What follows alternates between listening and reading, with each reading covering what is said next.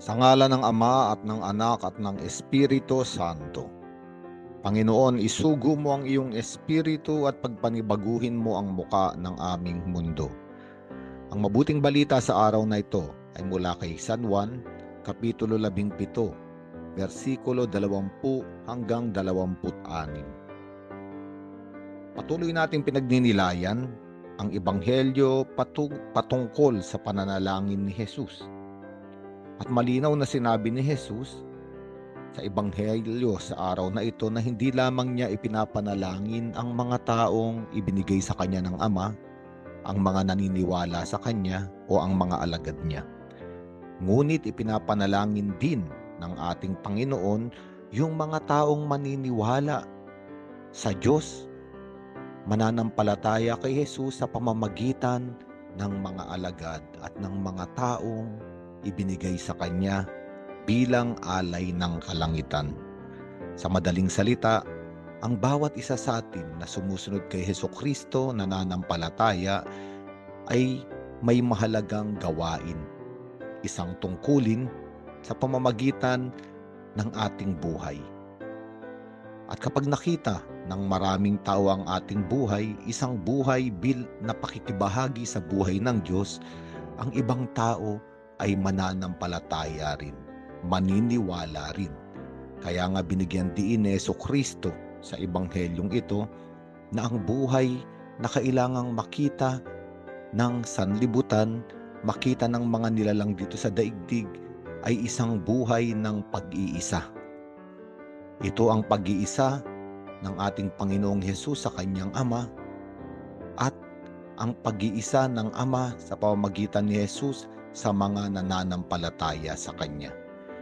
Mahalagang larawan ng buhay ng Diyos na mamamasdan dito sa daigdig sa pamamagitan ng mga sumusunod sa Panginoon. At sinabi rin ng ating Panginoon sa Ebanghelyo sa araw na ito na ang mga nasa daigdig o mga taong makalupa ay hindi nakikilala ang Diyos.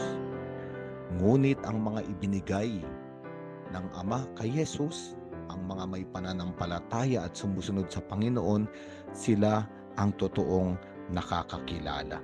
Sapagkat ipinakilala na ni Jesus ang Diyos sa mga sumusunod sa Kanya. At mahalaga ang salitang ito. Kailangan nating makilala ang Diyos upang malaman natin ang totoong kalikasan ng ating buhay, na tayo ay mga anak ng Diyos at ito ay mauunawaan lang natin at magkakaroon lamang tayo ng kaliwanagan kung tayo ay makikiisa sa buhay ng Diyos sa pamamagitan ng ating Panginoong Hesus. Patuloy ang pananalangin sa atin ng Panginoon upang tayo ay maging saksi ng ganitong uri ng buhay. Isang buhay na nag-iisa at nagkakaisa dahil sa pag-ibig. Ito ang hinihintay ng maraming nilalang sa sanlibutan.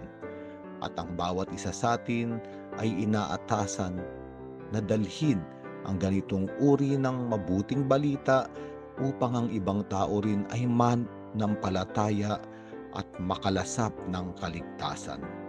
Mahalaga ang ating misyon, ipakilala ang ating Panginoon at ang Diyos Ama sa langit sa isang daigdig na bulag, sa isang daigdig na walang kaunawaan, sa isang daigdig na hindi nakikilala ang matamis na pag-ibig na nanggagaling sa langit. Sa araw na ito, tayo ay ipinapanalangin ni Jesus. Ngunit tayo rin ay inaanyayahang manalangin para sa ating mga sarili, higit sa lahat ipanalangin yung ibang mga taong naghihintay sa mabuting balitang ipinagkaloob ng Panginoon sa atin upang sila rin ay abutin at upang magkaroon din sila ng makalangit na paningin. Sa ngalan ng Ama at ng Anak at ng Espiritu Santo.